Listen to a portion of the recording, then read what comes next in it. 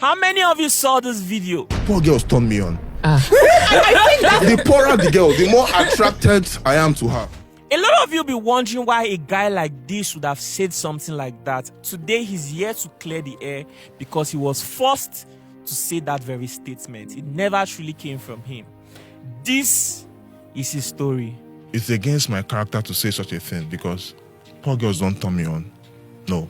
Nedu told me that he owns Honest Bunch podcast. But he said I'll have to pay a certain amount, 5 million naira. That if I really want to present this topic today, that he's giving me the option of I have to say what he tells me to say. He now said I have to mention a celebrity's name to make the thing go viral. He specifically mentioned Verydarkblackman. He said I should mention Verydarkblackman. So since the owner is telling me this, I went on the podcast and said the things Nedu asked me to say. I was so depressed, so I decided to end my life. In my lifetime, I've met manipulators, I've met narcissists, I've met gaslighters, and I've met scammers, but Nedu is a discovery. Hi, my name is Ugo Wokolo, Mr. Nigeria Supranational. I'm sure a lot of you saw the video that went viral a couple of weeks back. I was actually manipulated and forced to say that. This is my story. Oh my goodness, bro, I can't believe you made that statement. Poor girls turn you on. Why would you even say something like that? Yeah. I made a statement, but I was actually forced and manipulated to make that statement. Can you tell us about everything? It's actually a long story, but I'll try to cut it short.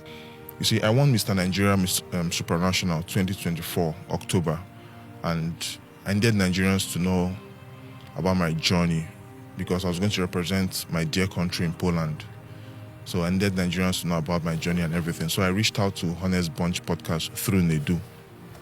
So Nedu is someone I look up to as a mentor in the industry because he has been here for a long time and he's someone I look up to, someone I admire his craft and everything.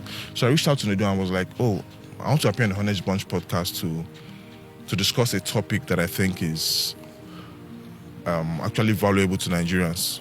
So what Nedu responded to me is that, okay, first of all, he said, I'll have to pay a certain amount for me to appear on this podcast. I was like, okay, how much? He said 5 million naira. Nedu told me that he owns Honest Bunch podcast and he has to settle his staff from that amount. I said, okay, no problem. I had to do it. So I sent Nedu 5 million naira. And so after I sent him the money, he was like, okay, what's your topic?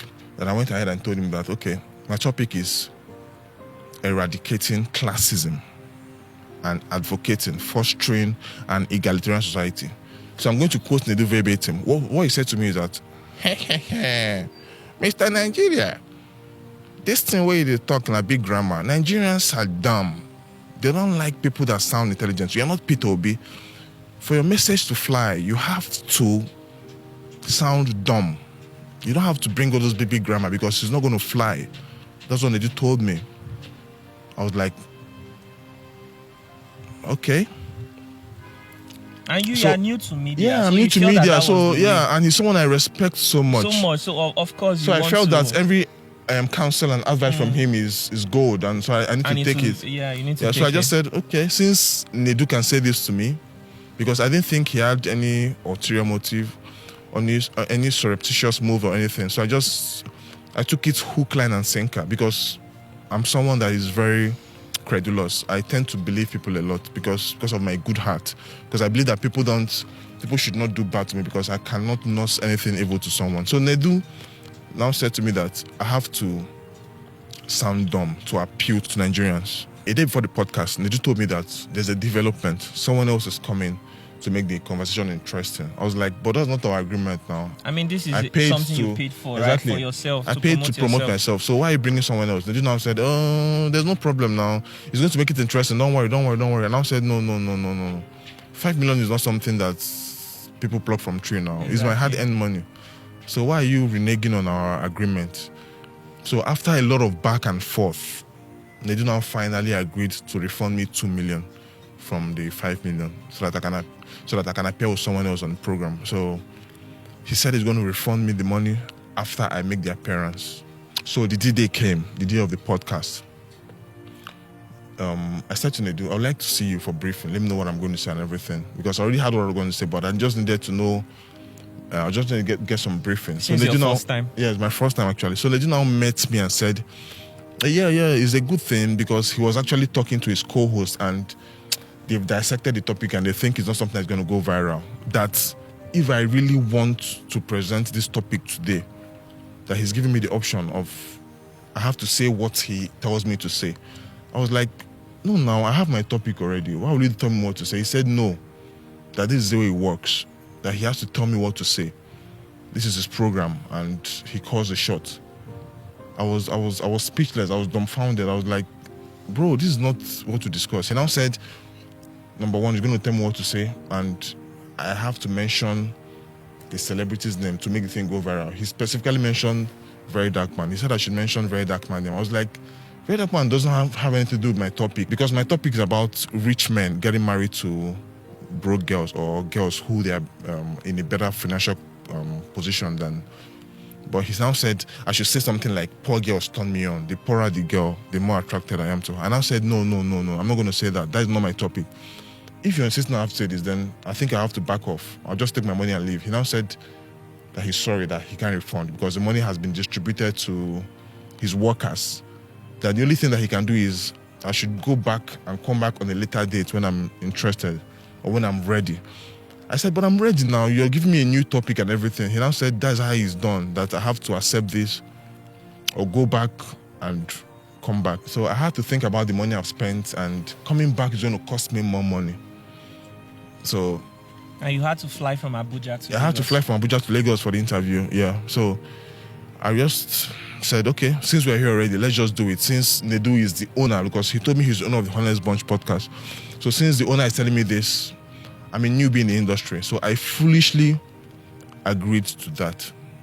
And that is what put me in the mess that I am today. So I went on a podcast and said the things Nedu asked me, manipulated me to say.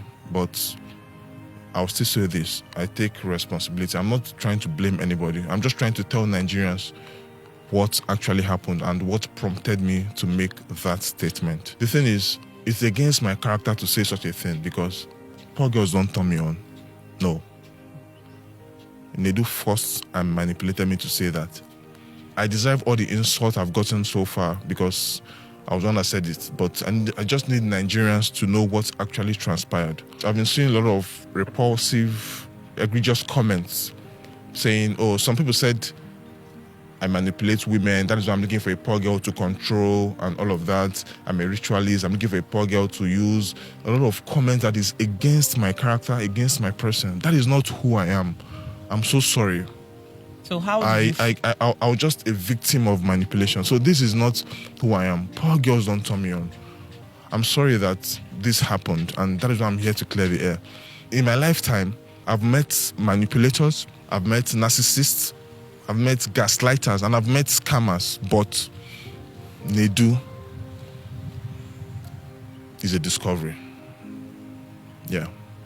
Because before I went for the podcast, he told me something. He said, even Saidaboj, he said he was the one that made Saidaboj say what she said, and now she has gone viral.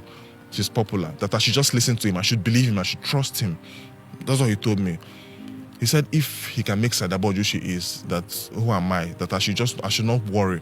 I should trust him and do what he asked me to do. So that is how I found myself in this mess. That has deeply affected me in all ramifications. I was even surprised to hear that he asked you to mention Verydarkblackman's name. Why? Nedu is someone that is passionately obsessed about getting views in any way he deems fit. At the detriment, he just wants to get views. He wants to get a viral moment at the detriment of the guest. You know, social media has changed, especially in the Nigerian space. It has become so toxic. You see a lot of nonchalant people occupying very relevant position on the Nigerian social media space. And to a lot of people, going viral could be anything. Do you understand? It could be calling out somebody that is an elderly person. It could be insulting innocent people. It could just be coming out to attack people that did not even do anything to you. Do you understand me? So that is maybe his own idea of going viral. But the truth is, I'm actually a different person. I'm not a cloud chaser. He probably did not understand the major this. reason why you wanted publicity for yourself. Because of my international You're now Mr. pageant. Nigeria. You wanted Nigerians to start paying attention to you as you make progress along the way. So what you wanted was a space where you could have an interview section to express your opinion. Do you understand? To push that narrative of an equal society. That was the topic. Yes, you wanted, an equal right? society, basically. Where maybe somebody who is doing well can actually embrace somebody who is not so doing well. Yeah. Right? That was the narrative you wanted to push. But unfortunately, that was not what you got. So from my perspective, I think that the person he met, the person's idea about going viral is entirely different from the rest of us. So like I said, going viral for some people could just mean getting the opportunity to call out somebody entirely innocent. And the truth is that social media goes a long way to actually affect people's life. Can you tell us how that statement affected your life?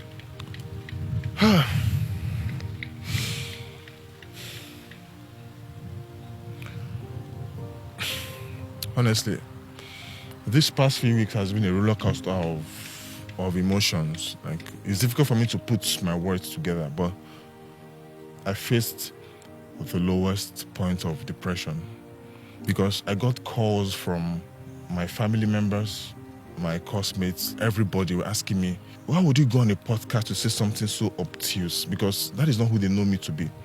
But whenever they ask me that kind of question, like, what happened? Why did you say that? I can't just bring myself to start telling them that I was manipulated because they think I'm smart. So it took a heavy toll on my mental health. When I went through the comment section, I saw the heinous, egregious comments, which was totally opposite from what I was expecting. Nedu was just laughing over the phone. He said, I should not worry.